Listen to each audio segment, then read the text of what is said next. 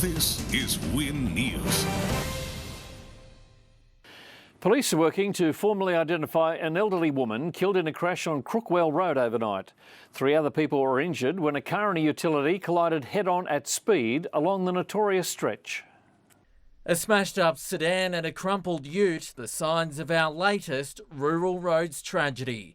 New South Wales police say the elderly woman driving this Hyundai was killed almost instantly. A 44-year-old woman behind the wheel of the Hilux suffered an injured sternum. A 15-year-old and a 16-year-old boy also copped minor injuries. An investigation has commenced and a report is being prepared for the coroner. The ute driver underwent mandatory blood and urine tests. Meanwhile, the collision shut the highway for more than 5 hours yesterday. This fatality came less than a week after a car slammed into a tree on the Barton Highway, killing Canberra mum Maria Walters. Days before that, 2 women were killed when a car and truck collided at Sutton Forest. I'd like to take this opportunity to warn all motorists driving, especially on rural roads, to take care and drive to the conditions. Residents along Crookwell Road say crashes are all too common. However, investigators are thinking human error may be to blame for this incident. There was nothing this evening that indicated that the road was in any condition that was a contributing factor to the collision. Michael Hammond, Win News. There's a disturbing report from Port Kembla tonight of a man trying to coax young children into his car as they played in school grounds. The incident at Port Kembla Primary School has alarmed police, who are urging parents to reinforce the stranger danger message. Playing in the schoolyard, something children should feel safe doing. But yesterday it was quite the opposite for 3 9-year-old girls. A man parked across the road from school and was trying to get 3 young girls into his car. That's scary. Police say the man was in Gloucester Boulevard in a maroon 4-wheel drive, beckoning 3 students to leave the school grounds and come closer to his car. Unsuccessful the first time, he drove around the block and tried again. Yeah, it is concerning, particularly considering that the person's alleged to have come back the second time. He's been described as a man with a skinny face, dark hair and a beard. Yeah, it's shocking. It hasn't happened as far as I know at Port before. After school, parents from the nearby high school were sent a text about the suspicious person, while a letter went home with all primary school children, urging parents to discuss stranger danger. I'd have now, I said you don't get in any person's car that you don't know. They might try and trick you to get in their car. Port Kembla Primary School is one of the only schools in the Illawarra not to have big security gates around it, but this latest incident could change that. Personally, I don't want them up. I think they make schools look ugly, but if it's going to protect our kids, then we might have to think about it. Police are investigating the matter and looking for witnesses who might have seen this vehicle in the area at the time. If you can help, call Crime Stoppers. Kimberly Pratt, Win News. Those stories in a moment, but first tonight, a Queensland man is due to face Dubbo local court next month after he was charged in relation to a fatal crash in May that killed 2 children. Emergency services attended the crash site approximately 12 kilometres north of Dubbo on the 6th of May after a 4-wheel drive and a B-double collided. The man will face court on at least 5 charges, including negligent driving occasioning death. Central West residents are frustrated over the state government's decision to back down on legal proceedings involving council amalgamations. It's added steam to the member for Orange's push for a referendum on council mergers and possible de-amalgamations. Samara Gardner has more. The Shooters, Fishers and Farmers Party will introduce a bill to the lower house next week, calling on the Berejiklian government to conduct a referendum on forced council mergers. That would essentially allow the people's voice to be heard and for them to have a say in the issues that affect them. The push comes after the state government announced it would no longer be embattled with local councils, saving 14 from forced mergers. It's not fair on those councils who may not have had the money that some of the more wealthier councils in the city may have had to be able to put aside to litigate these issues. The cost of legal action was the main reason Dubbo Council chose not to take legal action. A former mayor now joining the chorus for a plebiscite into possible de-amalgamations.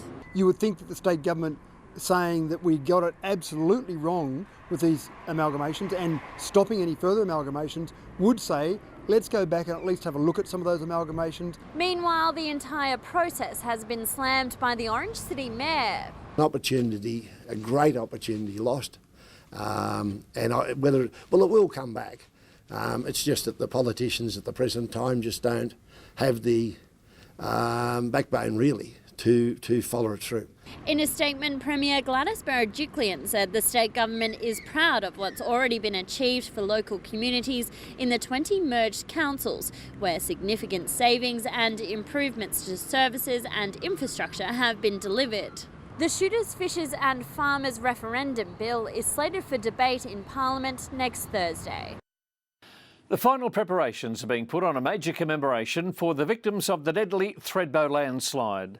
On the 20th anniversary of the tragedy, the lawyer who represented victims' families fears New South Wales is still unprepared for a similar disaster. Win News Tonight brings you this special extended report. Pictures, they are wonderful pictures. Stuart Diver has been freed. His stretcher is being moved slowly up incrementally. It was a moment which captivated the nation. The lone survivor of this devastating landslide found alive and carried to safety. You can now see, I believe, clearly see Stuart Diver on that stretcher, and you can only imagine how his parents are feeling the first sight of this man. For those who'd already spent 2 days watching body after body be pulled, the discovery brought fresh hope. It really boosted everyone's enthusiasm, confidence and morale across the whole site, across the whole nation. The roar of cheers from the rescuers and the media just went up, and you could hear it across the mountain. Around 1,000 tonnes of liquefied earth and debris had come down the slope, consuming 2 ski lodges. Sadly, not everyone beneath the rubble was so fortunate. The catastrophe ultimately killed 18 people. It's just something that you see on television. It happens overseas, but there it was in our own backyard. As the recovery mission was underway, locals described to Win News their fears. Very damn scared. Seeing we're only like a few lodges up, we thought, are we next to go? We think our boss is stuck under there as well, so it's pretty, it's hard to take. Shaken up the whole village. An area normally teeming with avid skiers and boarders was all but wiped out in a freak act by Mother Nature. Where there were chalets where people lived was just a mass of broken wood and steel and twisted cars. ACT Policeman Station Sergeant Rod Anderson was one of many interstate emergency personnel called in to help New South Wales authorities with the recovery. The community were really keen to make sure that we got the job done as soon as we could. As the days went on though, we realised that it wasn't going to be the best outcome. And even before the disaster zone was fully scoured, there were already doubts over the adequacy of the search. Police have again rejected any criticism that the rescue took too long. Given the scale of the tragedy, I think it's quite clear now that it was just done the right way. The close-knit community of Thredbo came together to honour those already lost and pray for more miracle survivors. On behalf of the Thredbo community, I would like to say thank you, Australia. Many tears were shed in the weeks which followed as each victim was laid to rest. Memorials were also held in Canberra to allow people far and wide to pay their respects. Later, the search for answers began at a coronial inquest. None of the grief and the sufferings goes away really, but families get strengthened by the fact that something has been learnt from the loss of their loved ones. But Solicitor Bernard Cleary, who represented the families, is worried that isn't the case, claiming the current state government doesn't have machinery needed to respond to a disaster of the same magnitude stationed nearby. They're playing with fire. They must put heavy rescue equipment closer to the alpine areas. A claim which authorities refute, insisting they are well prepared and equipped. Those who bravely answer the call in the face of an unthinkable tragedy say the memories will stay with them forever. Those technical skills we already had, the emotional strength required is built up by the mates that you work with, the colleagues that we had on the ground. The disaster has also transformed the way our first responders think. Planning, working together, training together, compatibility equipment, which we've done that, to a large degree nationally. Michael Hammond, Win News. Police and politicians have finally met to discuss Narandra's crime epidemic. Residents have voiced their frustrations. A 1,000 signature strong petition was tabled at the meeting, calling for more police on the ground. Crime continues to haunt the Narandra community, and today residents made their voices heard. A petition with more than 1,100 signatures presented at a crisis meeting between Cootamundra MP Katrina Hodgkinson, Narandra's mayor and the region's top cops. The community's been very clear to me about what they want. They want highly visible policing, and I think that that's very important. If you take a walk down Narandra's main street, it isn't hard to find somebody who's been affected by the crime spree. Residents are fed up and they're adamant there needs to be more police on the ground. Shannon Rivero's home was broken into last month while him and his family were asleep. Thieves knocked off a motorcycle and 4 firearms, 2 of which are family heirlooms. I've still got some of my kids that don't like to sleep alone in their rooms. You work hard to get these belongings just to have someone taking them off you. 4 months ago, Narandra real estate was broken into with an axe. Connie Longobardi says the crime outbreak is obvious and the town desperately needs more police. Particularly in the quieter hours of the evening, so that when something is reported, that there's somebody available to come and immediately, attend. The Cootamundra MP expressed the need for a full complement of 11 police at Narandra to put a dent in crime. Calls echoed by the mayor. Very frustrating to see that crime wave, considering the fact that we've had the lowest crime figures for quite some time. Police have established Strikeforce Chanda to tackle the issue. Extra officers are being deployed from Griffith and Leeton, and police are urging the community to be vigilant and report crime when it happens. Police are taking this matter seriously. We have deployed appropriate resources. We are getting some results. We will continue to deploy those resources. A neighbourhood watch group has been formed and will meet at the Ex-Servicemen's Club on Sunday at 2 p.m. Jordan Matthews, Win News. Meanwhile, police are looking for a truck driver involved in a hit and run on Picton Road yesterday morning. The rear of a red Hyundai was crushed and the driver seriously injured after a truck failed to slow down and stop for traffic queued at lights on the Picton Road intersection near the Hume Highway. The white-coloured Western Star truck driver continued driving after the collision. Witnesses say that the driver appeared to slow down a little before accelerating and driving away, not stopping to check for any injuries. The driver of the Hyundai was reasonably seriously injured and has been hospitalised as a result of the accident. Police are appealing for anyone with information or dashcam footage to make contact. Still to come on Win News, a young man from Riding for the Disabled is hoping for a high score after competing in a statewide dressage competition. And school children in Blaney take part in National Tree Day.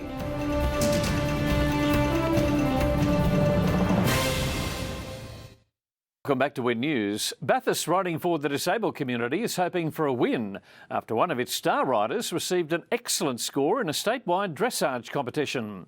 23-year-old Daniel Savello has a nervous wait to find out his placing, but his coach couldn't be prouder. In the saddle since he was 6 years old, Daniel Savello is happiest when he's on horseback. I love it because it makes me feel comfortable, and it makes me feel good when I ride, and I feel very confident. Holding the reins of his favourite horse, the duo have just tackled their latest challenge together, entering dressage in the Riding for the Disabled video competition. Introducing Daniel Savello on Jess. The dressage competition's held every year with RDA New South Wales, and we film the dressage test here and then we send it in to RDA New South Wales. With 3 weeks to prepare, Daniel and Jess were practising every day. I've never done dressage at all, but I thought might as well do it because it was there and see if I could do it. And I did. It was really difficult, but I got through it with Mrs. Gavin's help. It's only the second time Bathurst Riding for the Disabled has entered a competitor in the dressage. The whole community is hoping for a win. I'm very proud of him. He's got 66.31 and we're yet to know what he's been placed, but I think he's done very well. Samara Gardner, Win News. School children have traded the classroom for the outdoors to plant trees for School Tree Day. More than 2,500 children take part in the day, where students are able to learn how seedlings grow.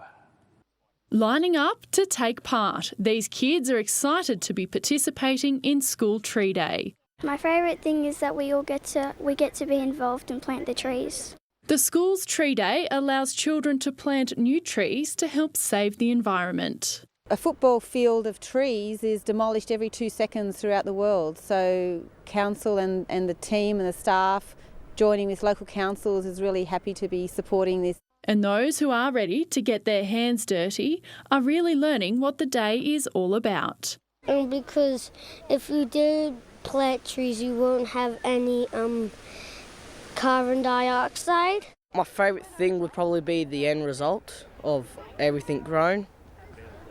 Looks pretty nice. National Tree Planting Day is taking place over the weekend for those who want to be involved.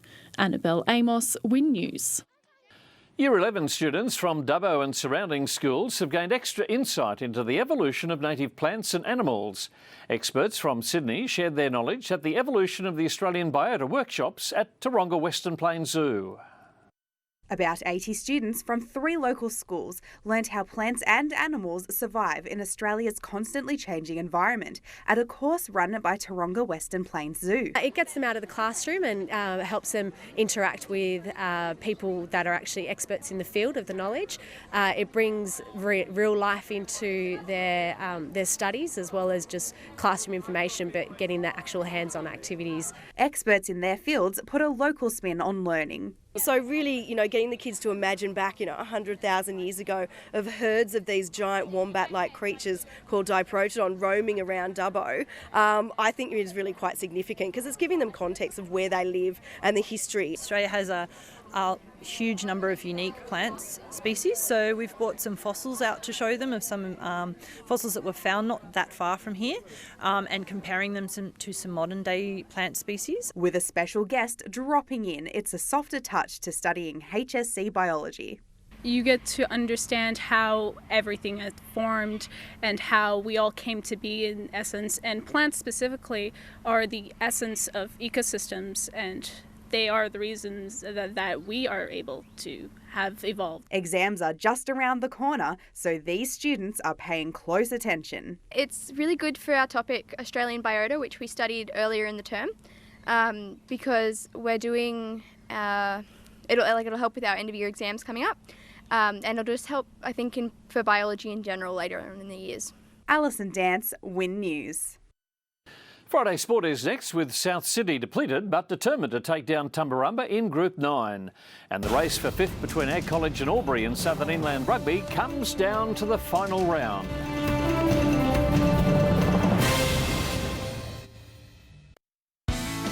This report brought to you by Harvey Norman. Your local specialist team are here to help. Welcome back to Win News. A timely cash boost for the Hardin Murrumburra Museum, with Hilltops Council pledging $100,000 to upgrade the site. The funding is a shot in the arm for the museum, which will be extended to house a new special military display. A deeply unpopular political decision is starting to show some benefits. Money saved from last year's forced council mergers going to a good place, the Hardin Murrumburra Museum. This will allow for a much needed extension to the museum, and it's fantastic that it's not just $100,000 from this fund, but also the community is matching that amount as well. This is a sneak peek of a new exhibition from World War I to be housed in the extension to the existing museum. The plan is to have it ready and open before the centenary of the end of World War I next year. We've got a heap of things down in our basement, as most museums do, that are down there and never put on display. So hopefully we can bring some of those artefacts out as well and display them in the museum.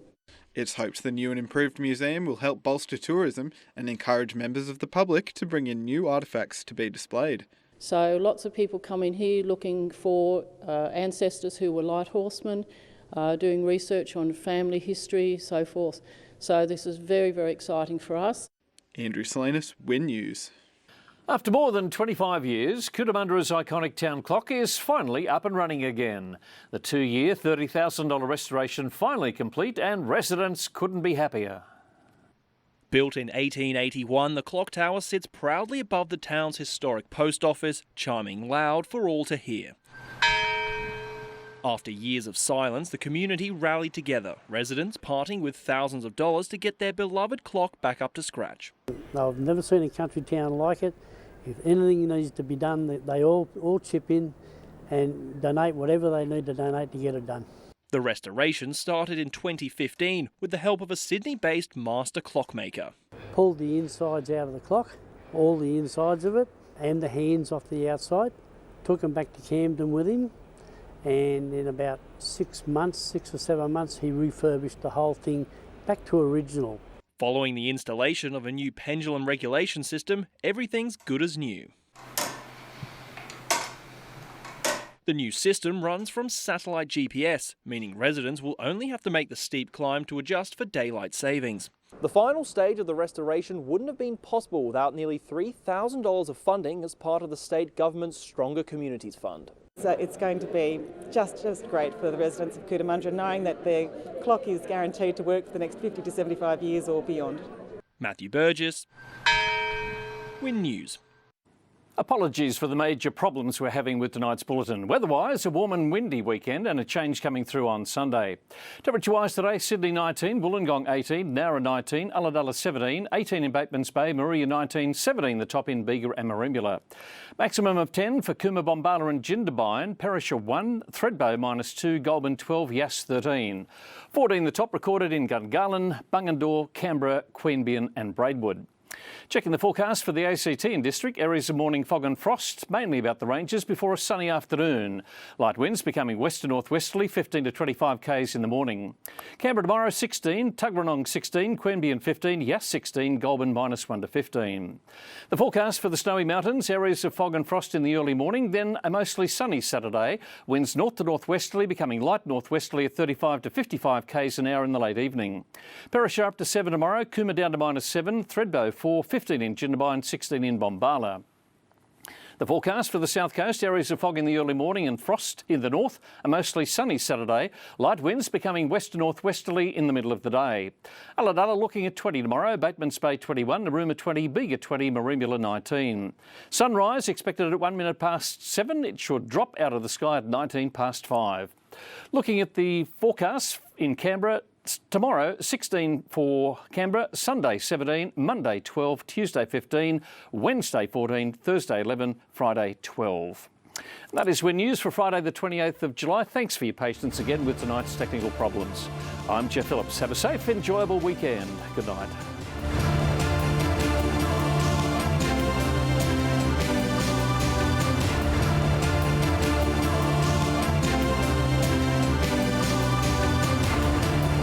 This has been a Win News presentation. Win News, Regional Australia's #1 news source.